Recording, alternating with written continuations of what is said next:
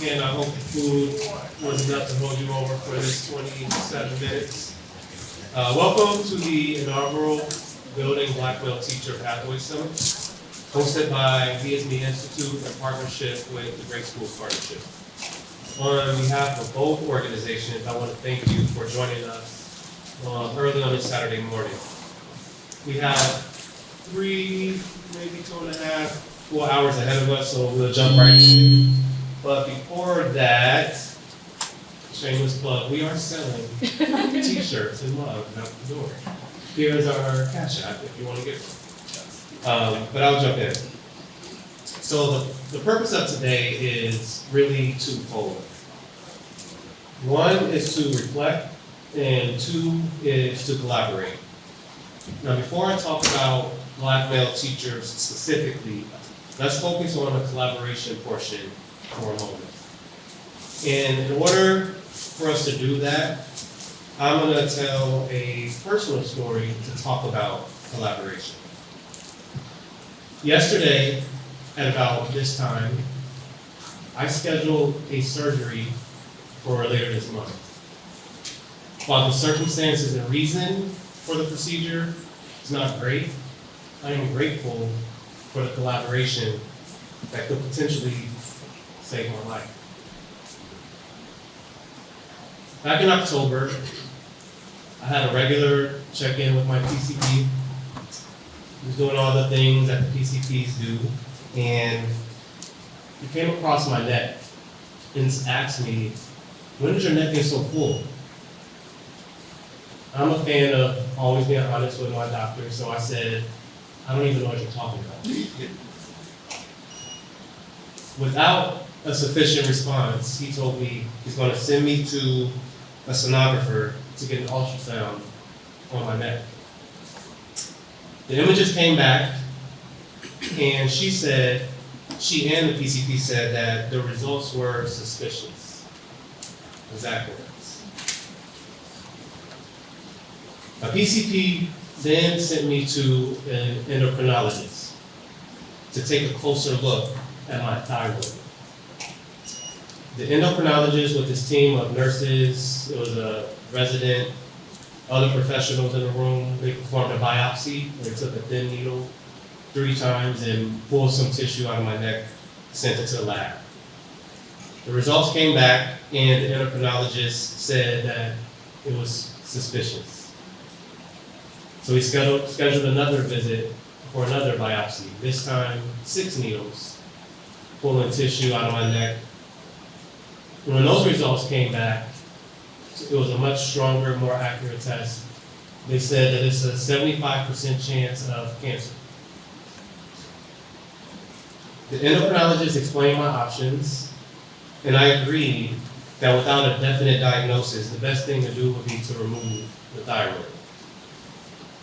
So he set me up to meet with the surgeon, this was yesterday, to learn more and to talk about next steps. In our conversation, the surgeon said that when my thyroid is removed, she will send it to pathologists who can do more tests to figure out if it in fact is cancerous or not. Later this summer, just in a couple of weeks after everything is done, I don't know for sure if their teamwork literally saved my life. For many of you, the situation is dire. I don't have to explain how serious something like this is. But what we often overlook is that education is also a matter of life. I'm here to tell you that with sound judgment and intentional collaboration, we too can have the same impact as professionals in the medical field. According to a study by Princeton University, last year, life expectancy for an adult with a college degree is 8 years higher than an adult without one. Just a few years earlier than that, Johns Hopkins University found that when Black students have one Black teacher, they are 13% more likely to enroll in college. And when the teacher and the student are both Black males, that number increases significantly. Though there's plenty of data to support that fact, only about 1.2% of teachers identify as Black men. Further, of all the Black males who do complete an education prep program, 77% of them are not teachers. Taken together, we can say that because of the lack of Black male teachers, fewer Black students are enrolling in college, and more Black students grow up and have shorter life expectancies than their counterparts. Today, we are talking about maintaining life. First, you're going to reflect on your role in your organization. You're exploring the initiatives and endeavors that you're doing, the work and opportunities that you have to grow and develop. Then you'll hear from others in the field to figure out what you need to do to improve and who you need to work with to build these pathways to make sure that more Black males are recruited, retained, and retired in the teaching profession. Like my PCP, sonographer, endocrinologist, surgeon, and pathologist, let's use this time to come together to improve education to maintain life. Since 2020, ESME Institute has been working to figure this puzzle out, and we're excited to bring you into the conversation.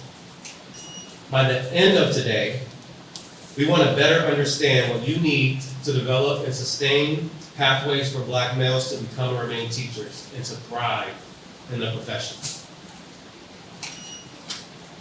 So here's me. We start with our preschool through high school work in our I Am King program, where we train Black male high school students to teach social emotional learning to younger boys of color.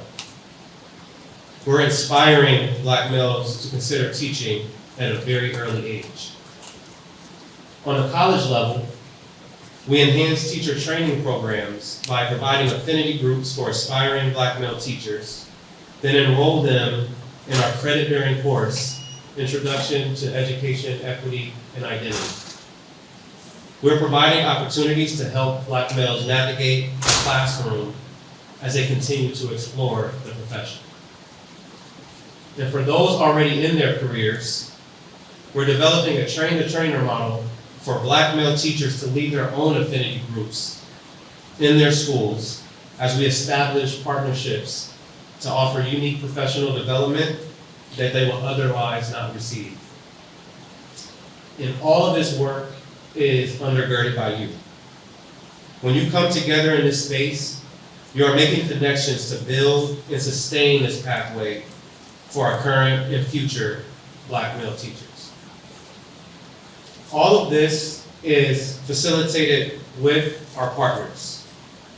For the upcoming school year, some of our partners are the Greater Boston YMCA, the West End House Boys and Girls Club, the Breakthrough Collaborative, Shady Hill Teacher Training Center, UMass Lowell, the Teachers Lounge, and of course, the Great Schools Partnership. Yes, we are exploring more partnerships, but today, that's not the conversation. Today, we want your feedback. The key question that we want to know is, what else do you need from us so that you could support Black males to enter and thrive in the profession? And we hope that the conversations you have today will help you be able to answer that question.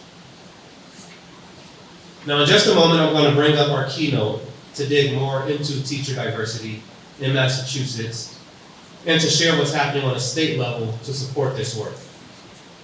But first, I do want to touch on a few logistics for today.